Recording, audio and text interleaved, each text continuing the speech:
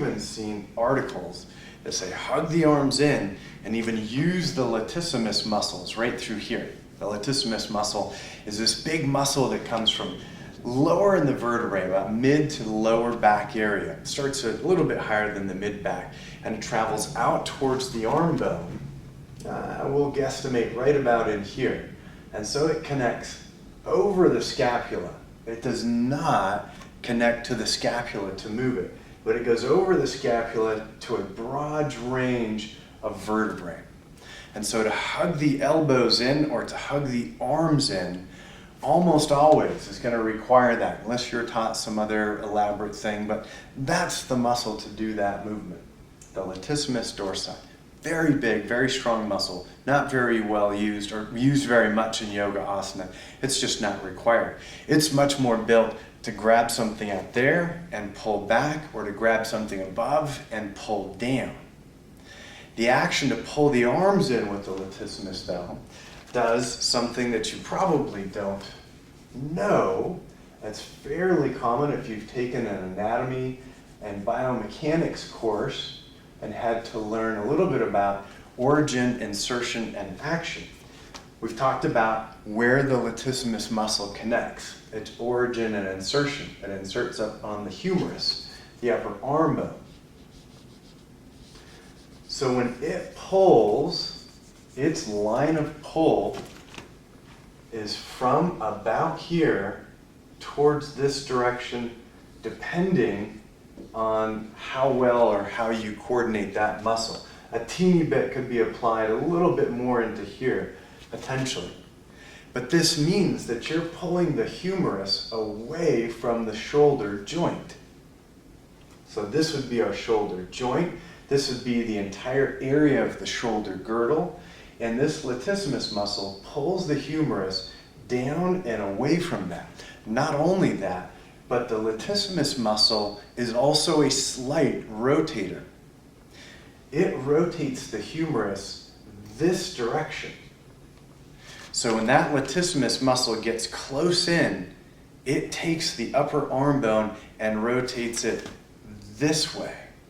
It doesn't rotate it a ton. It's not a huge rotator, but the closer you get your arms towards the sides of your ribs and the more aggressively you pull them in, the more it takes the humerus fairly high, fairly close, or the upper arm bone, fairly close to the shoulder joint, and it rotates it this way. So when you see somebody do a chaturanga and they get low and their main emphasis is to press from the triceps and their deltoid and to hug in with their lats, almost always this area right here, this little crease, is going to go that way. Even if they're strong enough in their arms and shoulders to not fully collapse the shoulder forward all the way, even if they're strong enough to hold it here, it's going to rotate generally in the same direction that we tend to posturally collapse when our axis, and this is what we've talked about in other trainings and other videos about axial extension of the spine and vertical spinal creep. When we collapse this direction downwards, the shoulders tend to go the exact same direction. So hugging the arms in towards the spine, hugging in, oftentimes puts a rotation on the arm joint or the shoulder joint at the upper arm bone the same direction.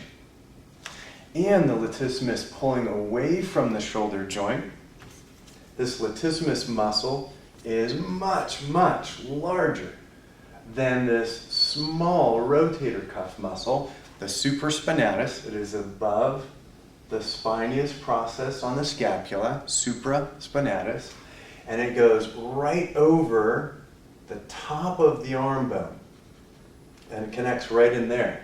Goes through this little bony portion that you can probably feel. It sneaks right under there and attaches to the arm bone. So when your lat muscle pulls the arm down and rotates it in, it takes almost everything that particular rotator cuff muscle is doing and overpowers it. I would dare to say, and I'm going to say it, that this small muscle could never support the full action of this large lat muscle. And the rotation done here is probably also going to overpower this infraspinatus, the muscle just below there. So hugging in biomechanically, kinesiologically, kinematic-wise, how the muscles and the body parts are organized, hugging in the arm is not healthy for the function of the shoulder joint as you lower in Chaturanga and add pressure to this. Taking your elbows out farther and not pulling the arms in with the latissimus muscles gives you the opportunity to use these other muscles, but it doesn't guarantee it. So moving your arm bones farther out doesn't guarantee that the work you'll do up here in the shoulder joint happens properly, but it does take away the interference of the latissimus muscle to that. You'll still have to train this shoulder joint and the shoulder or pectoral girdle, how to function in a chaturanga. But moving the arms out is going to be much easier to create good movement patterns. Yeah. We can go deeper and deeper on that and how to perform that. But at the moment, one of the very important things to think of is do not pull the arms in. You may find yourself squeezing the sides of your rib cage and even sometimes hugging your arms in so much that they get in the way of you collapsing all the way to the ground, but it is a bad movement pattern for the health of your shoulder joint, and it impedes the potential good work that you could do if taught well for your shoulder joint, your shoulder girdle, your upper spine. The Chaturanga can be one of the best exercises when done kinematically proper, biomechanically proper, so that it actually helps to strengthen these particular rotator cuff muscles, to engage a healthier rotation of the upper arm bone, and enable forces to go arm bone in towards the joint, a line of pull through the arm bone, through the scapula, towards the spine. If you're hugging in here and you're thinking that you can still use your rhomboids or your lower trapezius to pull the scapula in, that's even worse. Pulling the elbow in this way with your lat and pulling the scapula in with your rhomboid is now going to move the scapula away from the direction that your arm bone is going. So if you believe that you can do that, which is incredibly challenging to do, that would be even worse for your shoulder joint. Again, so the short on this is take the elbows out.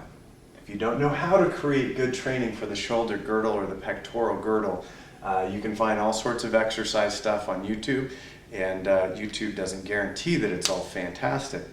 But find somebody, a biomechanics person, a kinesiologist, an exercise science person, and ask them how to do a good shoulder movement in Chaturanga, or come visit one of my trainings or seminars.